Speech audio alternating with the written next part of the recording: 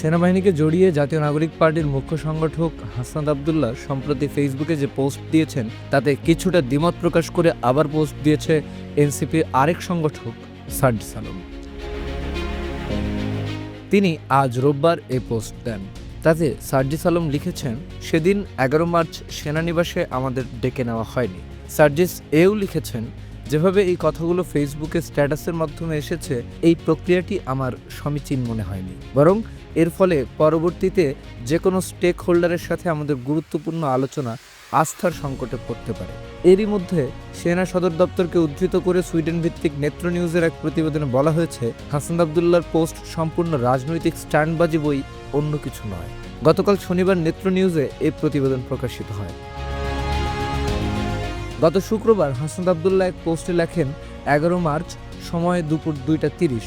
কিছুদিন আগে আমি আপনাদের বলেছিলাম যে রিফাইন্ড আওয়ামী লীগ নামে নতুন একটি ষড়যন্ত্র নিয়ে আসার পরিকল্পনা চলছে। এই পরিকল্পনা পুরোপুরি ভারতের। সাবের হোসেন চৌধুরী, শিরিন শারমিন, তাপসকে সামনে রেখে এই পরিকল্পনা সাজানো হচ্ছে। হাসনাতের এই পোস্ট ঘিরে ব্যাপক আলোচনার সৃষ্টি হয়। আজ হাসনাত আবদুল্লাহর সেই পোস্টের পরিপ্রেক্ষিতে সার্জিস আলম তার পোস্টটি দিয়েছেন। সেই পোস্টটি হুবহু তুলে ধরা হলো। 11 মার্চ সেনাপ্রধানের সাথে সাক্ষাৎ নিয়ে আমার জায়গা থেকে কিছু সংশোধন, সংযোজন ও বিয়োজন।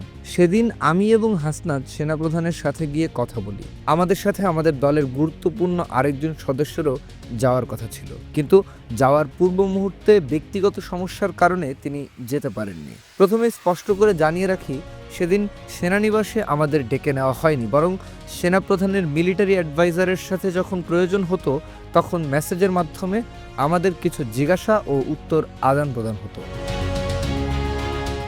যেদিন সেনাপ্রধান পিলখানা হত্যাকাণ্ড দিবসে অনেকটা কড়া ভাষায় বক্তব্য দিলেন এবং বললেন এনাফ ইজ এনাফ, তখন আমি সেনাপ্রধানের মিলিটারি অ্যাডভাইজারকে জিজ্ঞেস করি, আপনাদের দৃষ্টিতে অনাকাঙ্ক্ষিত কিছু দেখছেন কিনা।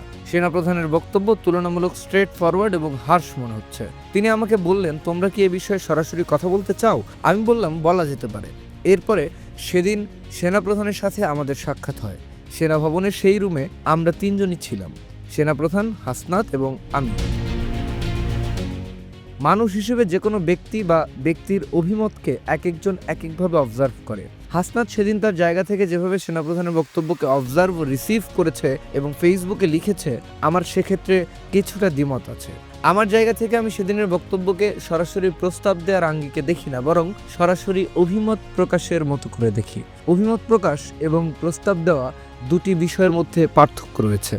যদিও পূর্বের তুলনায় সেদিন সেনাপ্রধান অনেকটা স্ট্রেট ফরওয়ার্ড ভাষায় কথা বলেছিলেন, পাশাপাশি রিফাইন্ড আওয়ামী লীগের জন্য চাপ দেওয়ার যে বিষয়টি এসেছে, সেখানে চাপ দেওয়া হয়েছে এমনটি আমার মনে হয়নি, বরং রিফাইন্ড আওয়ামী লীগ না, আসলে দীর্ঘমেয়াদে দেশের পরিস্থিতি এবং রাজনৈতিক দলগুলোর মধ্যে যে সমস্যার সৃষ্টি হবে সেটা তিনি অতি আত্মবিশ্বাসের সাথে বলেছিলেন।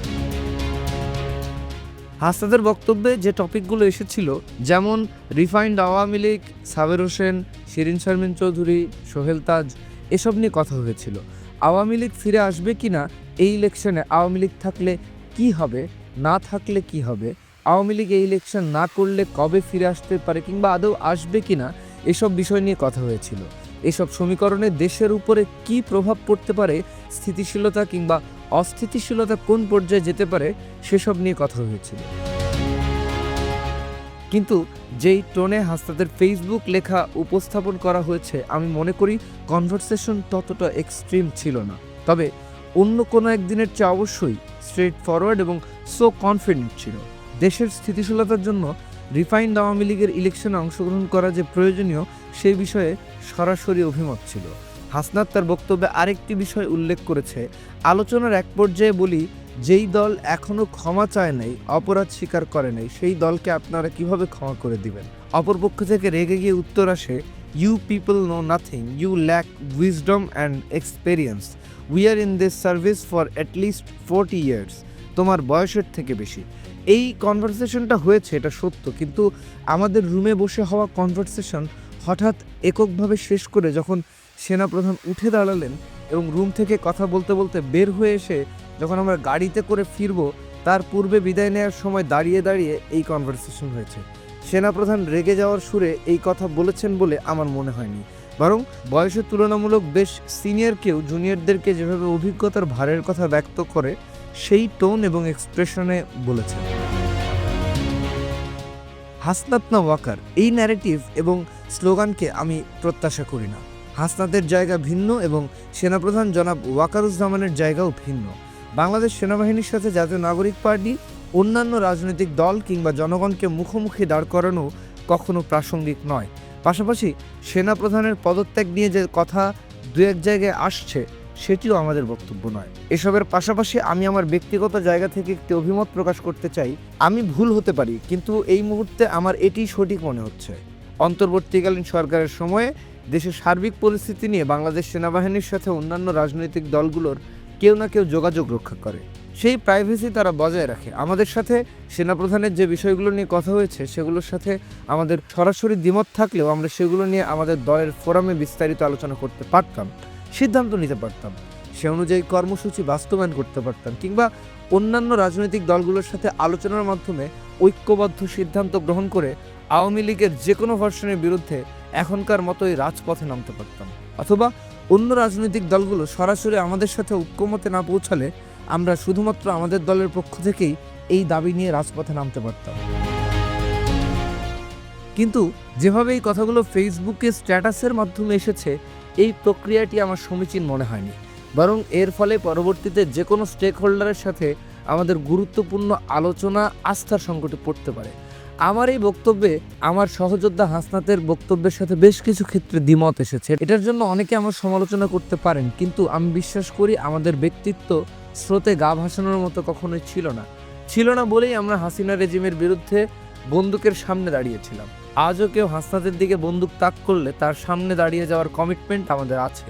কিন্তু সহযোদ্ধার কোনো বিষয় যখন নিজের জায়গা থেকে সংশোধন দেওয়ার প্রয়োজন মনে করি, তখন সেটাও আমি করব। সেই বিবেকবোধটুকু ছিল বলেই 6 জুন প্রথম যেদিন শহীদ মিনারে কয়েকজন কোটা প্রথার বিরুদ্ধে দাঁড়িয়ে যায়, তাদের মধ্যে সামনের সারিতে আমরা ছিলাম।